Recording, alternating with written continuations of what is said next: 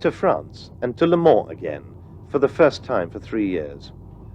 I wondered, as I pushed the faithful Aston along those empty roads, what changes would have been wrought at that famous circuit in the wake of the dreadful accident back in 1955.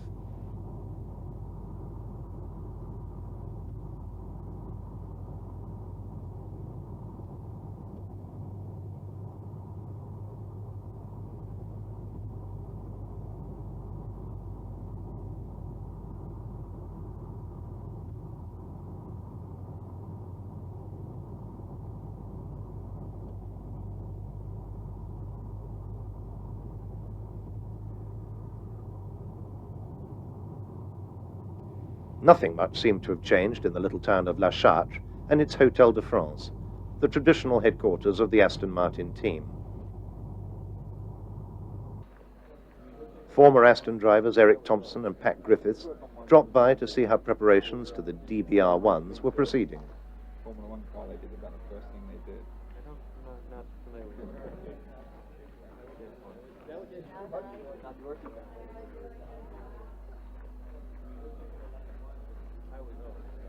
We worked on one many years ago. The 4.5 litre Formula One car, they did about the first thing. Team manager Reg Parnell and chief mechanic Jack Sopp discussed the day's agenda whilst I whistled down to the track.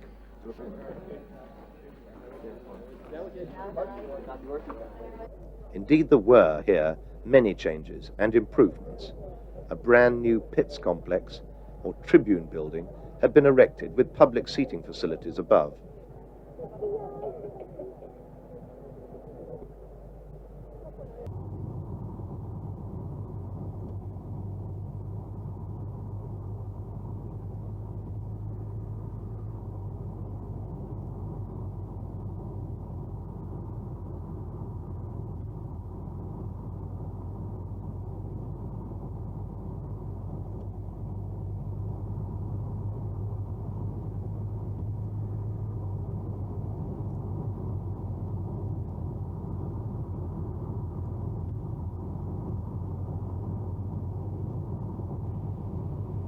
The essays seemed much as usual, but wasn't that a new Dunlop footbridge over the road just before Tertre Rouge?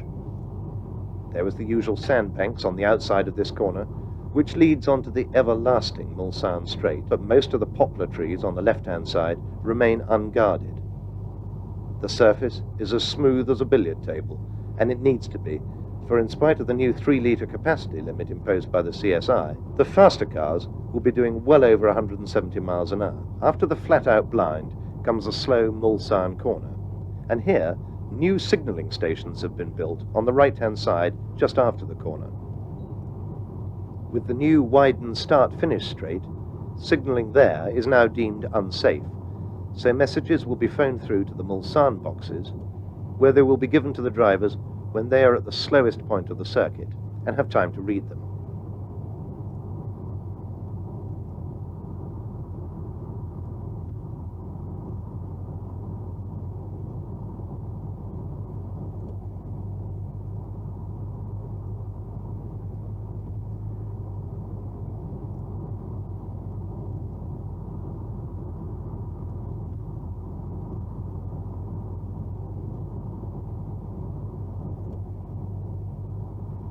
The run back to the start-finish line appeared unchanged.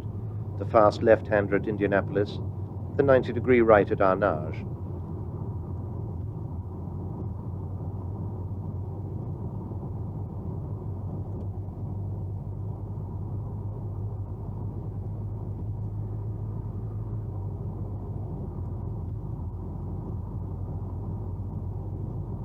The sweeps and curves leading up to and through Maison Blanc all seem the same, except the road is wider and beautifully resurfaced.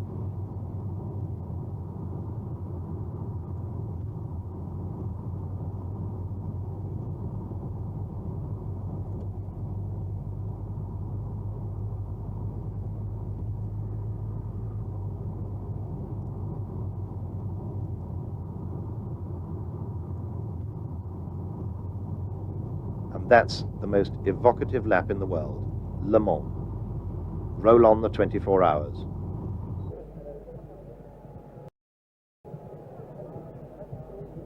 I was back at Le Mans again, for the first time in 3 years since the tragic race of 1955. There had been changes, new pits and tribunes, a wider track, and a new surface. The race rules had been changed as well, and the CSI had imposed a 3-litre limit, which suited Aston Martin admirably, because that, of course, was the swept volume of their trusty twin overhead cam straight-six engine. Aston reckon that they have the fastest 3-litre machine in the world, so that new rule should suit them.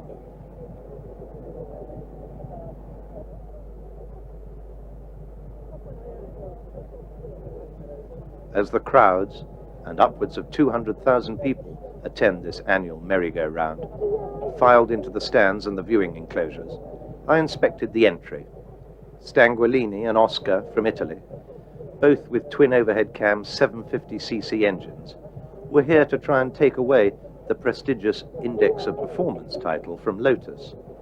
This index takes into account fuel consumption, so it is invariably won by the smaller capacity cars. DB and Panhard are the traditional French protagonists for this award. Togero had an 1100cc Climax engine car for Tommy Bridger and Peter Blond, whilst Team Lotus had a 750cc Mark 11, with which to defend its Index crown, and also a new 2-litre Mark 15 for Graham Hill and Cliff Allison, which had been sensationally fast in practice. After all its noble history here at this race, it was sad to see Alfa Romeo reduced to just Giulietta coupes. There was an aging 2-litre private Maserati, and true to tradition, a Bentley Continental for use as the course car. Newcomers from Warwick in England were peerless, with their Triumph TR3-based GT car. Porsche had 5 entries, of which 2 had their flat 4s stretched out to 1.6 litres. The others were conventional 1.5s. An AC Bristol had finished 10th overall in 57, and encouraged by this, AC had commissioned Togero to build them a space frame car. Listers of Cambridge were making their Le Mans debut, hampered perhaps by the need to run the Jaguar XK engine in only its short-stroke version. No less than 10 3-litre V12 Testarossa Ferraris were entered. There was no doubt that with such numbers, Ferrari were going to take some beating. The private Jaguar D-types had had a field day the year before, with 5 cars finishing in the top 6, and this year 5 were entered, led by a Kyriakos. With Maserati officially out of racing now, Stirling Moss had rejoined Aston Martin, and partnered by Jack Brabham, had just won the Nürburgring 1,000 kilometres. The team had 3 DBR1s, all with the new 90-degree cylinder head. Car 4 was for Roy Salvadori and Stuart Lewis Evans, Car 3 for Tony Brooks and Maurice Trintignant, and the Car 2 was for Moss and Brabham. As 4 o'clock approached, the new tribune enclosures filled up with fans, and the final plane load arrived at the nearby airfield. The start was not now far away.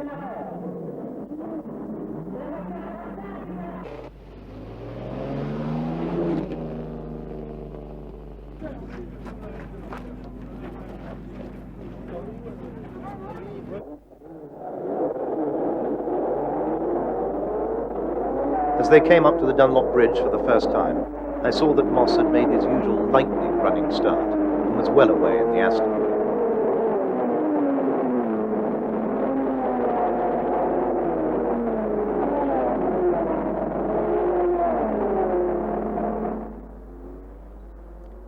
At the end of the first lap, it was Moss, from Hawthorne's Ferrari, Brooks's Aston, Phil Hill's Ferrari, and Salvadori in the third Aston, lying 5th.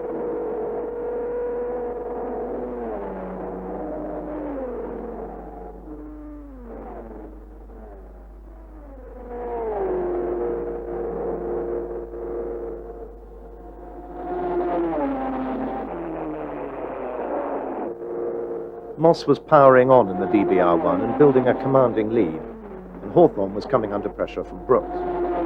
This looked good for Aston, but it was early days.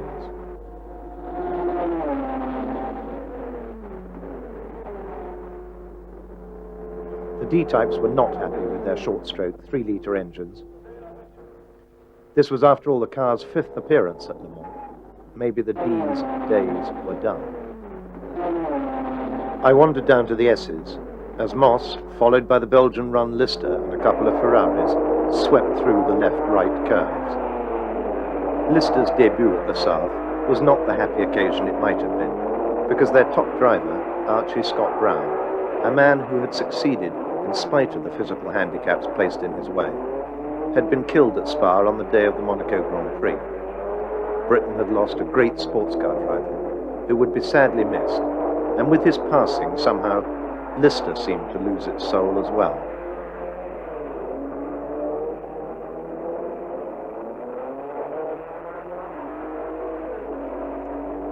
Moss still led, but the Ferrari threat increased, and the Testarossas of Hawthorn and Von Trips were not far behind. Another of the Ferraris was entered by the young Mexican brothers, Rodriguez. Ricardo, the younger of the two, had been refused to start, as the organizers said he was just too young. And so Pedro was partnered by Jean Bera's brother, Jose.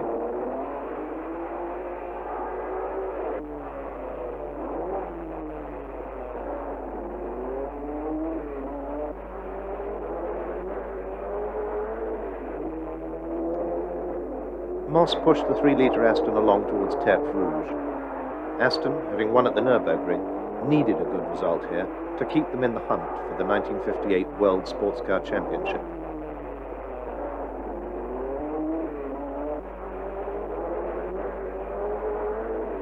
Jean Bera and Hans Hermann shared the leading portion.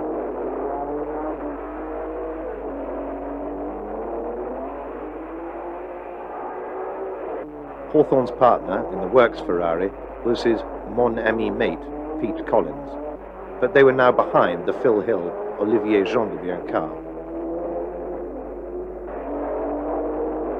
Salvadori in the second Aston was busy in the traffic at Tertre Rouge.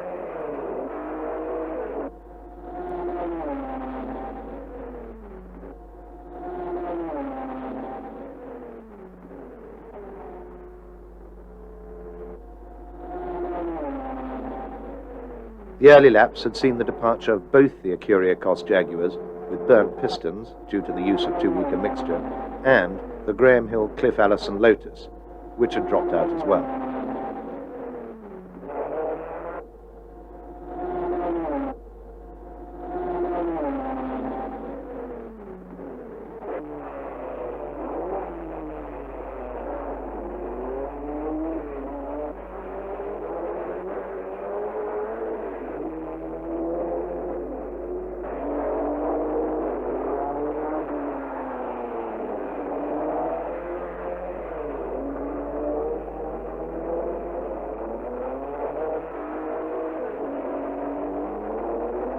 After 2 hours of racing, the heavens opened, and that beautiful new tarmac turned into a skid pan.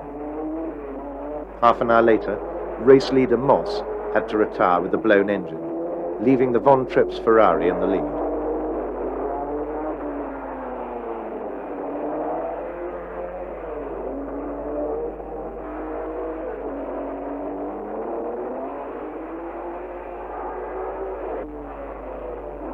Peter Collins had taken over Ferrari number 12 from Mike Hawthorn. The slim Stuart Lewis Evans was now in Salvadori's Aston number 4. But 1953 winner Duncan Hamilton was enjoying the rain in his private D-type.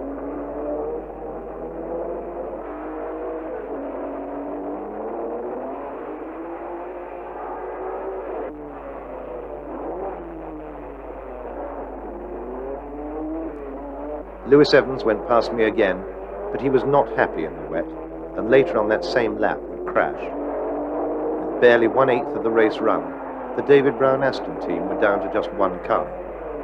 Their Le Mans jinx appeared to have struck again. All of this left Von Trips' partner, Seydel, in the lead, with the second works Ferrari, that of Phil Hill and Oliver Gendebien, behind them. The sole surviving works Aston of Brooks and Trintignant was still handily placed in third, and then in fourth came the Hawthorn Collins Ferrari.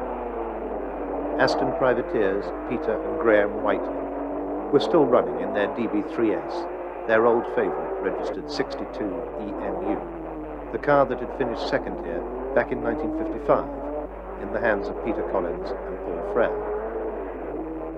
Then, in the Aston pits, came Maurice Trintignant to hand over the DBR1 to Tony Brooks.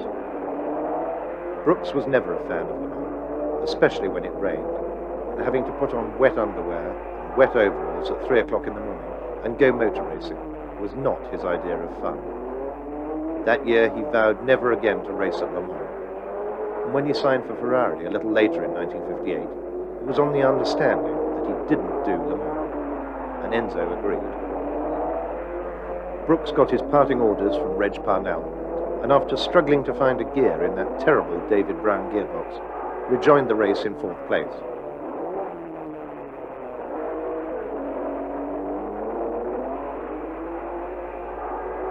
As the timekeepers worked on their scripts, the team's leading man, Moss, now duffled against the June weather, worked on the action with director Reg Parnell and executive producer David Brown.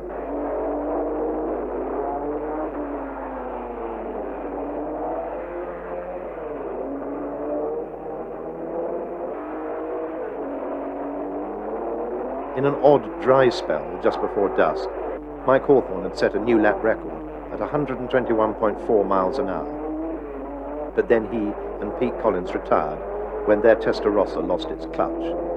Neither would see the South Circuit again.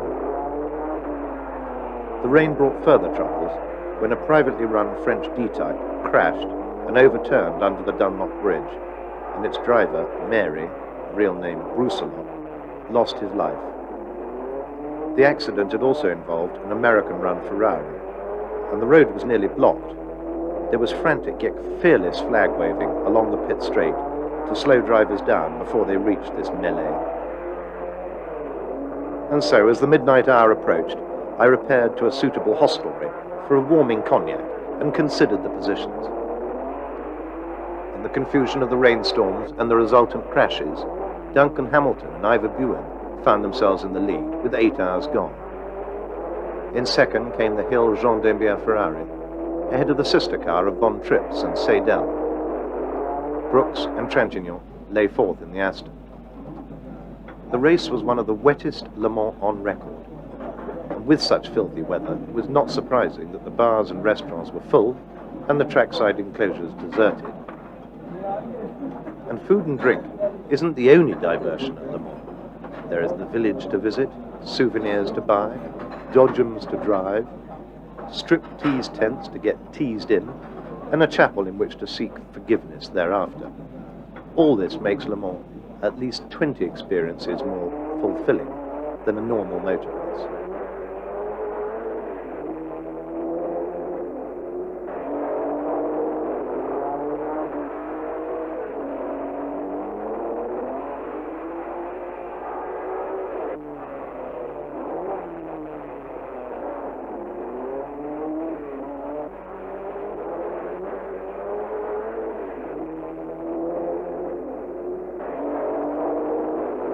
In the morning, and the race was only half over. Jean Dembier and Phil Hill had now regained the lead, but the Hamilton D-Type was still in the hunt.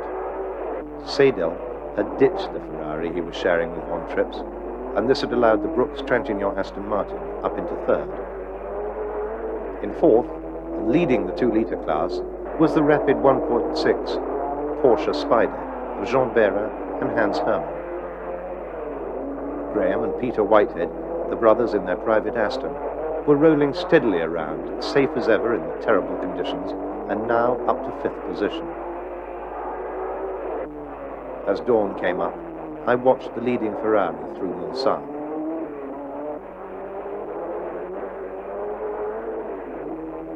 Followed by the 3rd place Trintignant. But then came the final blow to the Aston Martin hopes. The integrated gearbox and final drive transaxle was always giving trouble. It was Aston's Achilles heel, and ironic that it should be so really, because David Brown's in Huddersfield were gear makers as well as agricultural tractor builders, and they really should have known better. Anyway, These gremlins struck again, and the Brooks Trintignant car was out. As Bonnier passed in the Maserati, the message about the stricken Aston was relayed back to the pits. Could someone come to collect Monsieur Trintignant, the mayor of Vergères, its driver?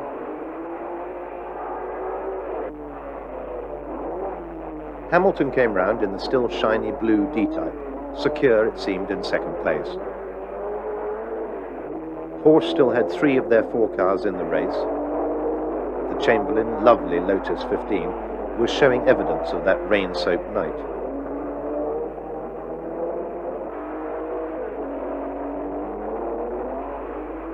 The Swiss-entered AC Ace was still running, as was a Tagero-built works car, now nearing the top 10.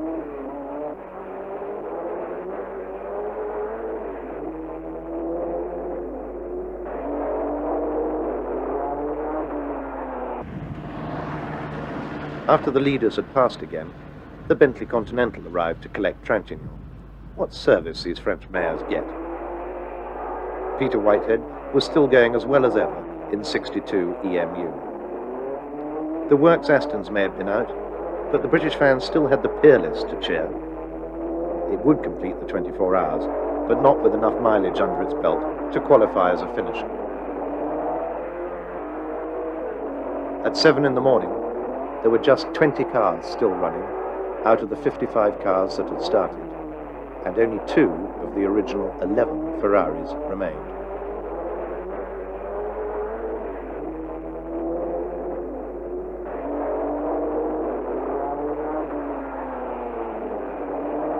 Trintignant stepped out of the Bentley, onto the pit counter, and ready to face a reporter from French radio. What did he think of Yorkshire gearboxes? What sort of vintage was he expecting back home in Vergères? That sort of question.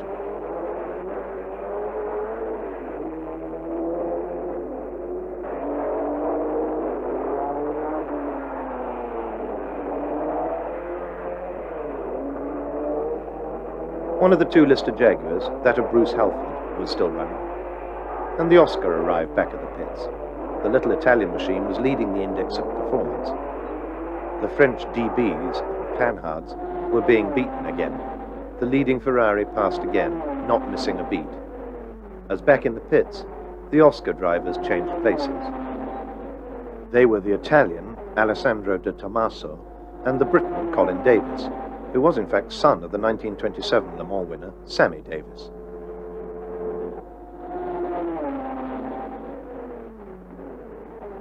The bearer Hermann Porsche had failing brakes and was gradually losing ground to the Whitehead brothers.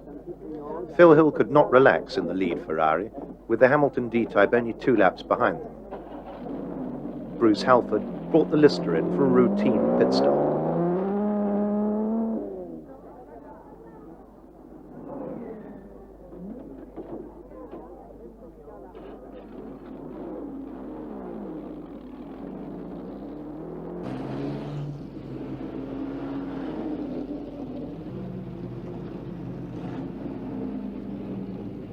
I was amazed that Reg Parnell still had something to smile about.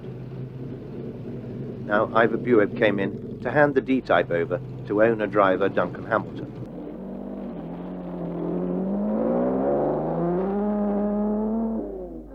Our faithful friend, the Plombeur, had since we last met given up smoking Gauloise in the pits, and someone had given him a bright new baseball cap instead. Peter Whitehead stood on the pit counter, ready for the next changeover. Brother Graham arrived. All was in good order, just routine, fuel, oil, and tires. The old retainer DB3S had plenty of life in her yet.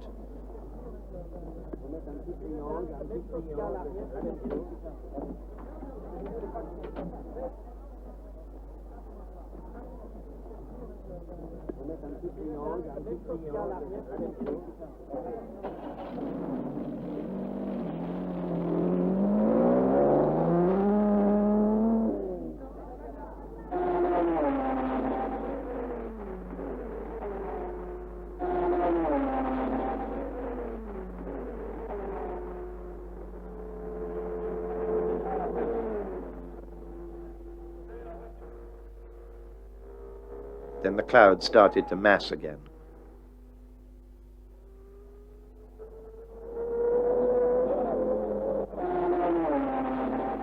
Next, within minutes, the track was awash as Hill splashed through in the Testarossa, followed by Whitehead, who next time round pitted for a new visor.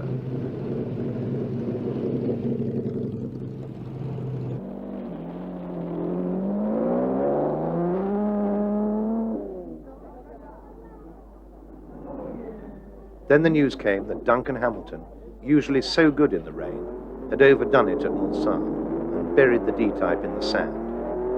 That meant that the Whiteheads in 62 EMU were now up to second, albeit 14 laps behind the Ferrari. The sun would return, but before the track and enclosures could dry out, it would pour down again.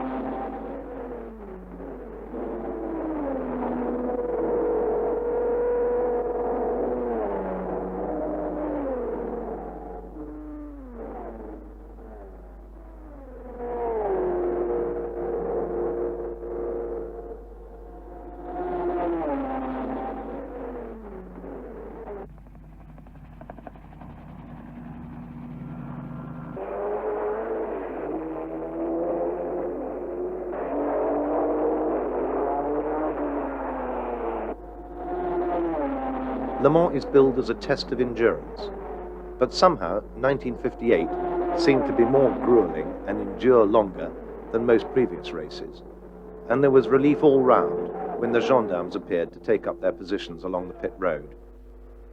Always a signal that the end is nigh, I can never understand why they do this, for always at about 3 minutes to 4, as the lead car is barreling its way down the Mulsanne straight for the last time, the crowds pour into the start-finish straight and engulf the gendarmes anyway.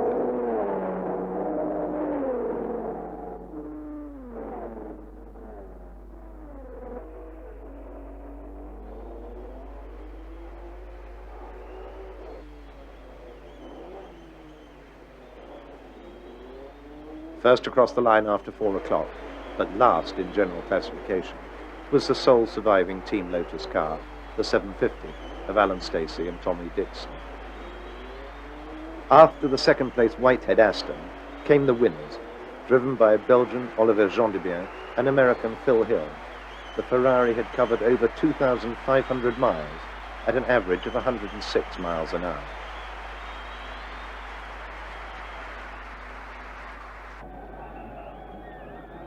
The 3 Porsches finished in line astern. In third, Behrer and Hermann won the 2-litre class, and fourth overall, Edgar Barth and Paul Frere won the 1.5-litre division. But the British cheers were reserved for the tired and happy Whitehead brothers. 62 EMU had finished second again, and frankly they had saved Aston Martin's bacon, a marvellous result for a pair of amateur British drivers in the grand and glorious tradition of this great race.